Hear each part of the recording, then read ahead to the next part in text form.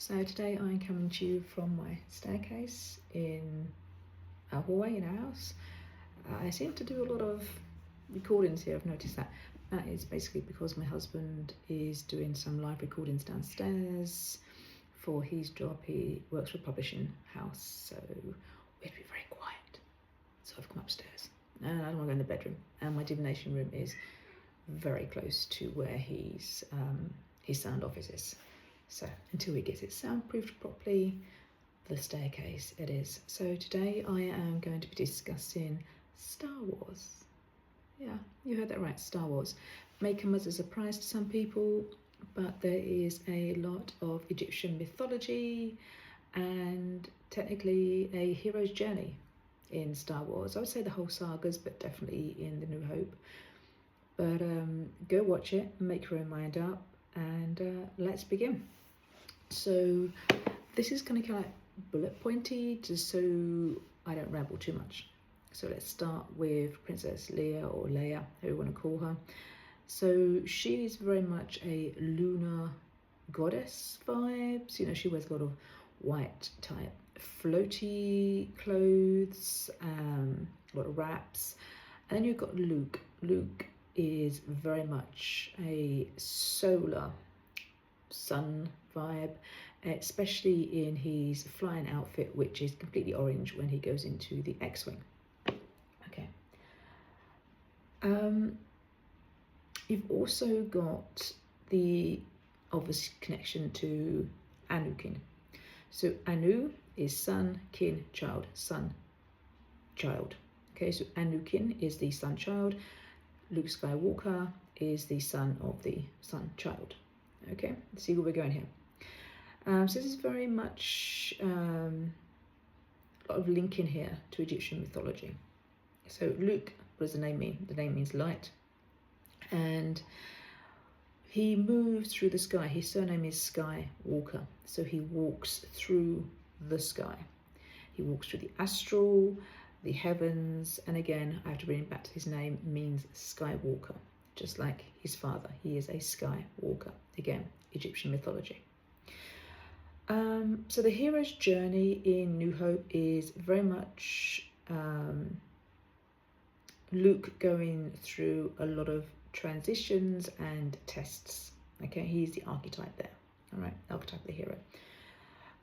He is, like I said, he's seen to be the son of the sun god, and this is Anakin, aka Darth Vader, and he's also, as a Skywalker and the son of a Skywalker, he is in his own right technically a deity and aka the chosen one. Let me just get my show notes up here now. So we've got Horus, the Horus theme throughout the Star Wars sagas. I would say it runs through all the sagas.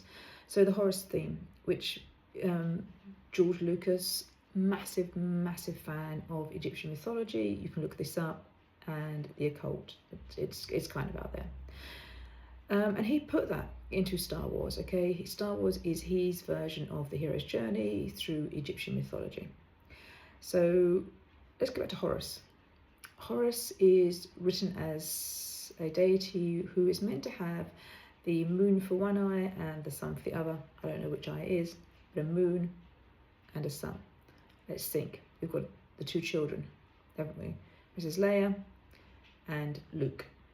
And I've just said one represents solar energy, one represents lunar energy, and Horus, therefore, is Anakin. Okay? And they are the offsprings of the sun and the moon, which are inside him. They are his offspring, his kin. They are his Skywalkers, plural, because she is a Skywalker too. Okay. So the whole thing of Horus, okay, his job is balance, is to bring balance. Okay. His job is to travel through the sky to bring balance. Okay.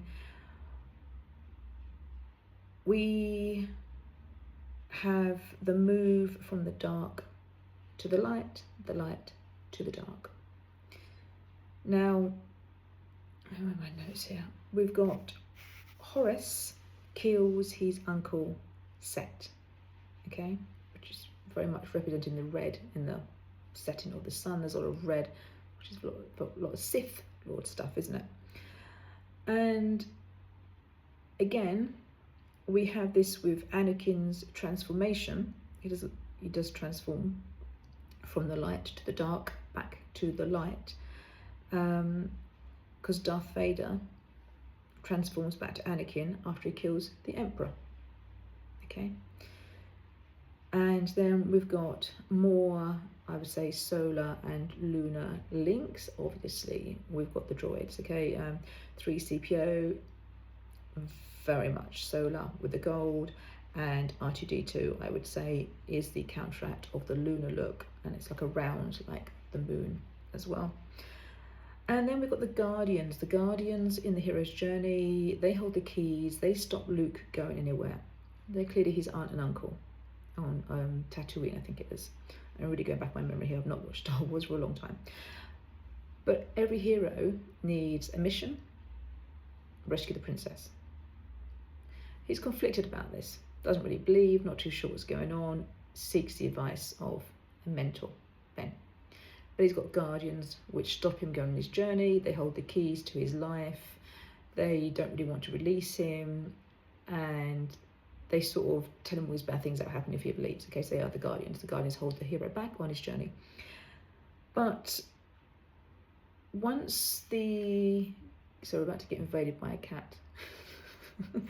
Once the Guardians are destroyed by Darth Vader, Anakin, there is nobody to stop our hero now embarking on his journey, if this makes sense. And this is a journey of self-discovery for our hero.